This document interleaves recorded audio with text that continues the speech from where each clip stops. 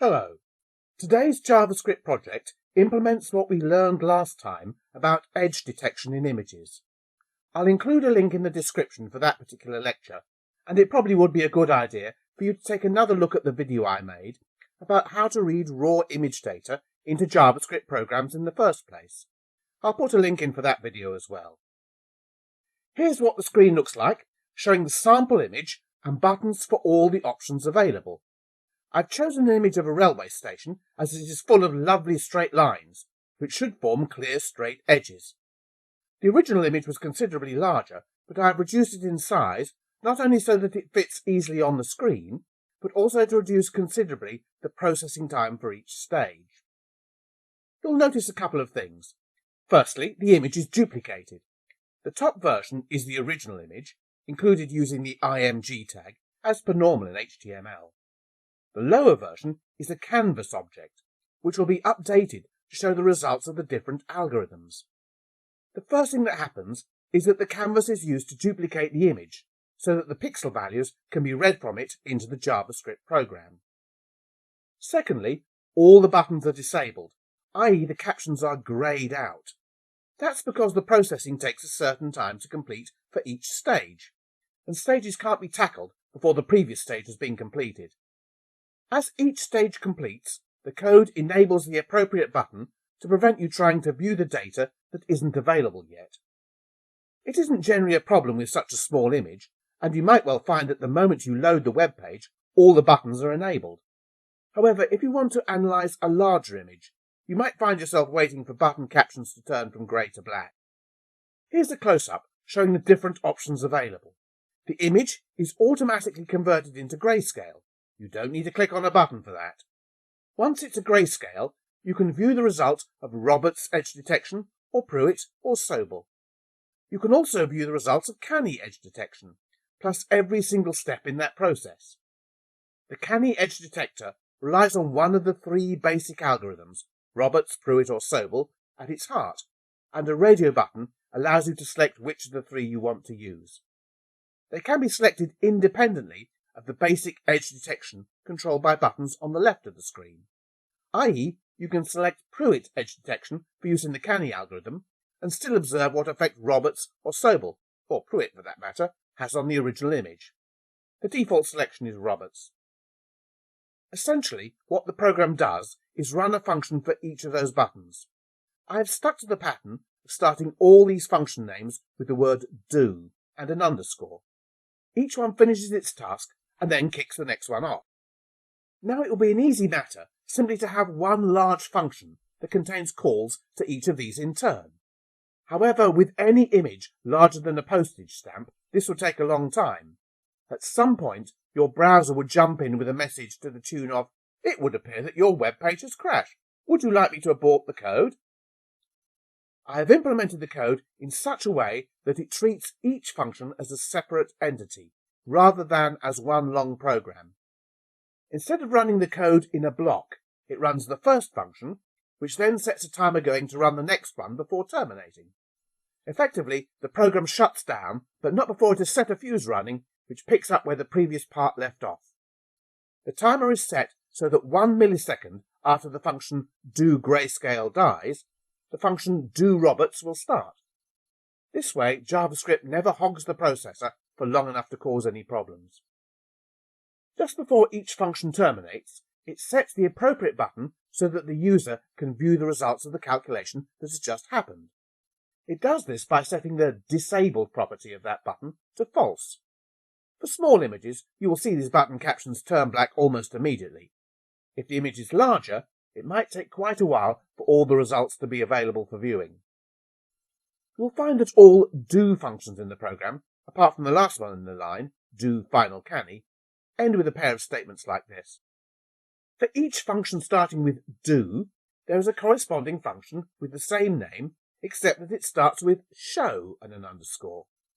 Each of these copies the results of the operation just performed into the canvas underneath the original image. They all work the same way, so once I've shown you the first one, show grayscale, you will have got the measure of them all. Here are the global variables for the program. Num rows and num cols hold the number of rows and columns of the image. These are basically used as upper limits on for loops. The variable which holds a value 0, 1 or 2 to select which basic edge detection algorithm is used in the canny edge detection. It is initially set to 0, which defaults to Roberts. I'll explain filter done later on. This is followed by a series of arrays, each of which will hold the processed data at some point. The array G holds the image after it's been turned into grayscale. Then doRoberts takes that grayscale data and produces edge detection, which it stores away in array Roberts. doPruit also takes the grayscale data and performs its own edge detection, storing the results in array Pruit, and so on. Of course, when the arrays are set up, they are only one-dimensional. The image is two-dimensional, and so we have to define each element in each of those arrays to be an array itself, the standard way of setting up a two-dimensional array in JavaScript. That happens in function setupimage, which is called after the page has loaded. You can see the first part of the function here, and you'll recognize it if you've seen my video in importing images into JavaScript programs. This is the point where variables numRows and numCols are set up. And in the second part of function setupImage, those global arrays are turned into two-dimensional ones. I've only put in a few on the screen, but you can easily go back over the list. The last thing that function setupImage does is call function doGrayscale, thereby setting the entire domino line in motion. Function doGrayscale uses the getImageData function built into the canvas object to extract the pixels one by one from the image. The red, green and blue values are simply averaged to get a grayscale value for that pixel, which is stored in array G. The mechanics behind this are explained in the video I've just mentioned. Right at the end, you see the first of those timer calls. The function enables button gscale, which is the button to show the grayscale values, and then dies, but not before setting up the call to function doRoberts 1 millisecond later. Here is the function showGrayscale. It goes through each pixel in turn and displays it on the screen using function showValue. This function takes three parameters, specifying the row and column in the image where the pixel is to appear, and the value itself, which is low for dark, 0 means black, and high for light. The first thing that showValue does is to ensure that the pixel value is rounded to the nearest integer. Now the canvas object doesn't have any facility for colouring a single pixel, so we have to get round this with a dodge. We set the fill style for the canvas so that the red, green and blue components are all this same rounded value. Then we fill a rectangle on that canvas at the row and column position that is 1 pixel wide and 1 pixel high. It's clumsy, but it's the only way. If the value of V is larger than 255, it is limited to a ceiling of 255 in the fill style, so it doesn't matter if the value displayed is out of range. It won't cause the program to crash. I won't explain any of the other show functions. Suffice it to say that they all work exactly the same way as showGrayscale, except displaying the contents of different arrays. I'll briefly touch upon the function doRoberts so that you can see how one of these edge detection algorithms is implemented. A double for loop goes through each of the pixels applying the Roberts convolution matrices to produce two values, gx and gy, which are then turned into gradient strengths and gradient angles. You should recognize this from the theory that you met in the last lecture. In fact, in the case of doRoberts, doPruit and doSobel, the angle values aren't needed, as they don't affect the pixels displayed on the screen, so it's rather pointless calculating the value of theta. The variable theta is a local one that dies at the moment the function terminates. The Roberts algorithm produces a result which is 1 row shorter and 1 column narrower than the original image. However, the showRoberts function is expecting an array which is the same size as the original image. To get round this, the missing column and row are filled with zeros, to indicate that no edge was detected in that region. I don't think I need to go through doPruit and doSobel, as they work in the same way, except using the Pruit and Sobel convolution matrices. The next function is the one that filters noise out of the grayscale image, as the first step of the canny edge detection algorithm. This uses the 5x5 Gaussian convolution array, meaning that the top two rows, bottom two rows, and the two columns on the extreme right and extreme left can't be noise filtered, so the loop simply duplicates the grayscale values from the G array for that outer region. Since the filtering must access the two columns to the left and right of the pixel under consideration, as well as the two rows above and below, variables are set up to make this easier. For instance, CM1 means the current column minus 1, and RP2 means the current row plus 2. The convolution is built up in the array total, which accumulates the values surrounding the pixel under consideration, scaled by the contents of the matrix. This total is then divided by 159 and becomes the noise filtered value for that pixel. Before terminating, the function sets the variable filterDone to true, and here's the reason why. The next function, called after doNoiseFiltered, is doEdgeBasic, which calls functions to perform Roberts, Pruitt, and Sobel, depending on the value of which. This variable is set by the function choose. Function choose also examines the status of filterDone, and if it's true, then it automatically calls doEdgeBasic itself. This means that when the user chooses a different edge detection algorithm for Canny, the rest of the process will follow without any further intervention. You will notice that function choose immediately disables all the buttons following the radio button options. This indicates that all arrays after that point contain data which is out of date. These buttons become enabled as functions gallop to catch up with the user's choice. Each of the edge detection algorithms uses a slightly different version of the equivalent function for the buttons on the left of the screen. Not doRoberts, but doBasicRoberts. Not doPruitt, but doBasicPruitt.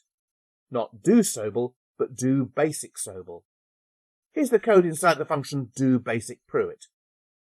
If you compare this code with doPruitt, you'll notice two differences. Firstly, the calculated edge gradients aren't stored in array Pruitt, but in array EdgeBasic. It's the same with doBasicRoberts and doBasicSobel. They all write their output values into this same array, EdgeBasic. The next step in the chain, which removes non-maximum edge candidates, will check in that array, and it needn't know which algorithm produced it. The other difference is that this time we do need to store the generated angle values, as those are going to be needed in the next step. The calculated angles are stored in two-dimensional array angles. The first thing that function doNonMaxSuppress does is to limit the angles calculated by the edge detection algorithms, according to this diagram. All gradient angles are limited to 0 degrees, 45 degrees, 90 degrees, or 135 degrees. In fact, after this stage, we're not going to need those angle values again. They are only needed to decide which neighbours any particular gradient value must be compared with, to know whether it gets kept or chucked. For that reason, we don't actually change the angle values themselves. We use them to determine the position of the two neighbouring cells needed. Here's one of the if statements, to see whether the angle should be limited to 0 degrees. If the angle is closer to true north than 337.5 degrees, or 22.5 degrees, or between 157.5 and 202.5, which is true south, then it should be replaced by 0 degrees instead. In practice, this means that the current gradient value should be compared with those to its immediate left and right, and coordinates R1, C1 and R2, C2 are set up to point to those neighbouring values. There are 3 other if statements governing the other possible ranges for the angles. Whichever one runs, the code ends up with 2 neighbouring cells, determined by row and column R1 and C1 and R2 and C2. The current gradient value is then compared to those neighbours. If it isn't larger than both of them, i.e. a local maximum, then it is weeded out, and the gradient value at that point is reduced to 0. There is only one other do function, the very last one in the chain, that produces the final gradient values for the Canny edge detector. There are 2 tasks that this function must carry out. Firstly, to set up the 2 thresholds against which the remaining edge point candidates can be compared, and secondly, to weed out the weaker candidates that don't make the grade. Here's the code that sets up the thresholds. The upper threshold is going to be 2/3 of the maximum edge value, the lower one 1/3 of the maximum. So first of all, we need to calculate the maximum remaining edge candidate. That's what this code does, giving the winning value in the variable max. Having set up the thresholds, gradient values are compared against them. For convenience, the gradient value at the point under consideration is stored in variable temp. Any gradient that is the upper threshold or above passes the test and is a final edge. Any gradient below the lower threshold is replaced by 0 immediately. The problem comes with the gradient values between these two limits.